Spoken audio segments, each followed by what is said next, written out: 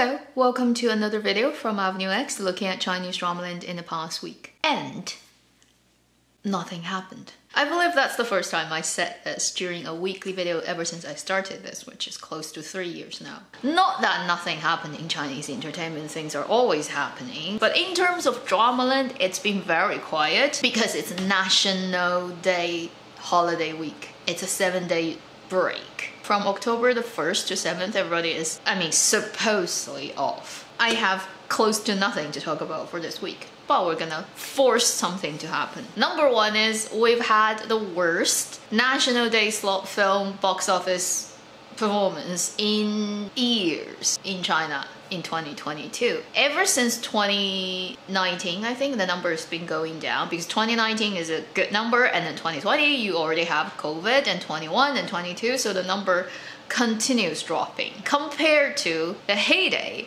the best time of Chinese cinemas in the last couple of years, this is the worst year yet.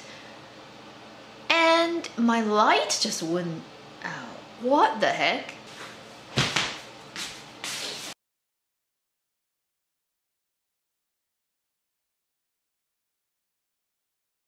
Okay, I'm back. Let's see how long it's gonna last this time. Mercury retrograde. I'm just gonna blame it on that. One reason being, in a couple of locations in China, there's still all kinds of limited lockdown, or people just limit themselves because in case, right, they get caught traveling somewhere and then their code turns red and they get locked down for 2 weeks. The thing with Chinese cinema is its value, like all the money that's in it, if you look at it as an industry, how much it's worth, it's only 1/6 of the market of spicy crayfish in China. So if you like to eat that in China, it's worth 6 times more than the entire film industry. So that's the first piece of things I want to talk about related to entertainment. Then let's just randomly talk about a couple of things that are not really news items, more like what I'm watching and what I'm not watching and stuff going on. Trying to fill the time. There's a drama on iQiyi that has already come out fully. It's a comedy and not that many people know about it and not many people are promoting it. It's very hard to promote it because it doesn't even have an official English title. And Drama List doesn't even know it exists. It's that level of low-key, okay? But I just recently came across it. It's pretty funny. Depending on where you are, you may be able to see it or not. Called the 东北插班生, Northeastern. 插班生 is the type of student, say you have a class of whatever, and suddenly one day a new student comes in and they weren't your school's kids. They came from other schools, somehow they just got airdropped into your school. So that's type of student. It's about a Northeastern, 东北 Chinese high school, like the last year of high school student somehow ended up in a very southern city high school because the family moved. And the drama had a fictional city set up for it, but realistically it's a high school in Macau because it's called Lotus City, right? You get the idea of the symbol represents Macau. All kinds of weird comedies happen. Most of that happens around different living habits, but also language, accent, dialect. Very interesting. And also there's something that's shippable between two male actors, depending on how you look at it, okay? I've watched a little bit of it. Not particularly my cup of tea, but I totally see why it made some people very happy. Then there are a couple of dramas I'm watching, just briefly telling you what I think about it. The Little Forest, I haven't followed. Passing Middle Point, because I got too tired. It's really not a little forest of 2 persons. It's a little forest of 4 persons. 2 of them are little grapes. If you watch a drama, you know what I'm talking about. Then I'm watching Falling Into You, 昂优酷, 金晨, Wang Anyu, and then 我的反派男友, Mr. Bad on iQiyi, 沈月, Chen Zheyuan. Both are pretty watchable. And then there is a drama I think recently also has finished airing on Mango, which is another short drama that's literally just a film length, broke down into 18 episodes, similar to A Killer is also romantic. This drama is called A Familiar Stranger, and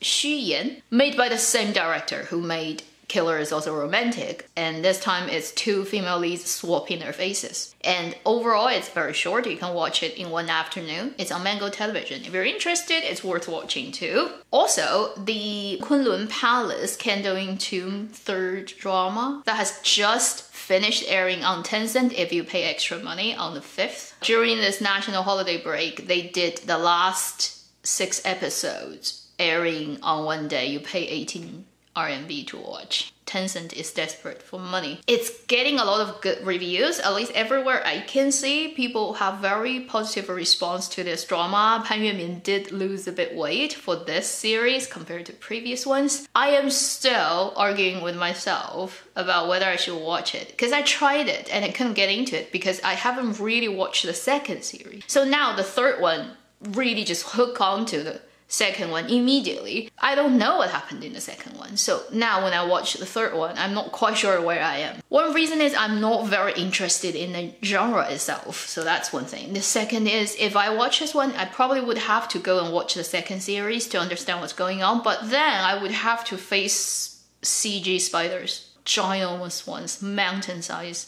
spiders, which I don't think it's worth risking my mental health for drama. But Lucas is cute somehow.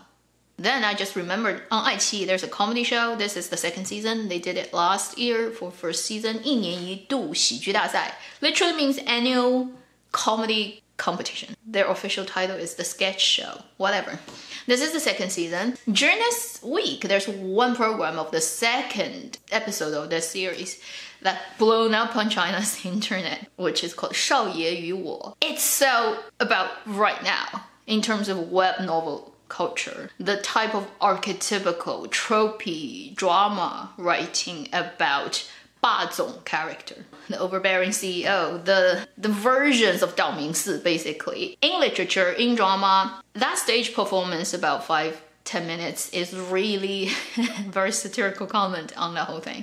And somehow it blew up on China's internet. You have to actually know all the memes that's in Chinese pop culture about that genre of writing and drama to know what is funny about it. If you don't, you wouldn't get it at all. Everywhere on internet, I can see it. It's people start to do like fan art for this couple, which is absolutely ridiculous. Young Master and me. If you're curious, you can go and check it out. You just search for it. iQiyi, but comedy is hard for people who do not speak that comedy's language to understand, right? So, may not be that interesting to international audiences. What else is going on in this week? Oh, finally, I got time to watch now already on internet the stream version of the film, which is led by Zhu Yilong and a kid. Anyway, it's that funeral business film. I finally got time to actually watch it. I don't do film reviews on my channel, so just briefly say, if you haven't watched that film, it's okay, but it's not very good in my opinion. And mostly actually it has nothing to do with the acting. The thing with it is the script tries to cram in so much stuff. I particularly don't like that really weird choice of camera language that they went for handheld. Like 80%. It's not like an action or a thriller or suspense or fake documentary. Why do you have to do that? It's a really dramatic storytelling film. It's such a pain when they're shaking all the time and you can't even see clearly for like a quiet 5 seconds of a shot of the actor's face, because it's doing that and your eyes cannot really focus on them. It also likes to do very tight shot. On smaller screen, it's already very tight. I can't imagine when you're in theater and watching it on a huge screen where the face is like that big all the time, how painful it is. Also the editing, oh my god, the editing just cuts and cuts and cuts and cuts. Basically how long average, like each shot, is too short for this type of storytelling. It's not a bad story, it's not bad performance, everything is pretty nicely done. Even the set design, production design is pretty good of that film. But oh my god, the pacing, the editing, the camera, and then what they try to do, cram it all in this film. All the things they want to touch on. Just want to sit down, quietly watch a story, a simple story, but beautifully opened up and then articulated. Things like, you know, like Power of the Dog. It really just talks about one very simple story of like 2-3 main characters. Oh, but that pacing of that film. Yeah, you just... Some people just know how to tell a story with pictures and just time it to perfection. Surgical, accurate, and clean. And certain films just don't even know what they're They want. They're everywhere scattered. Just by saying that on Weibo account, I already get haters again, like coming in, who are fans of certain actors, which is just absolutely ridiculous because I never said anything bad about any actors in that film. I just don't like the technical aspects and also the storytelling quality of that film. But apparently a lot of humans just cannot understand. Their brain cannot even tell the difference between this and that. It's internet. It's fine. I'm used to it. These are the things related to drama and film that I've been looking at or I noticed during this week. Kind of explains why most of the September was crazy for every project, every platform to put out so much stuff. That would be the end of this video from Anyways that has little organization and just randomly talking about stuff so that I still have a video coming out this week since I've already been doing it for the 149th week. I don't want to break that. This is the forced weekly video from me. Thank you for watching. I'll see you in my next video. Meanwhile, live long and happy drama watching.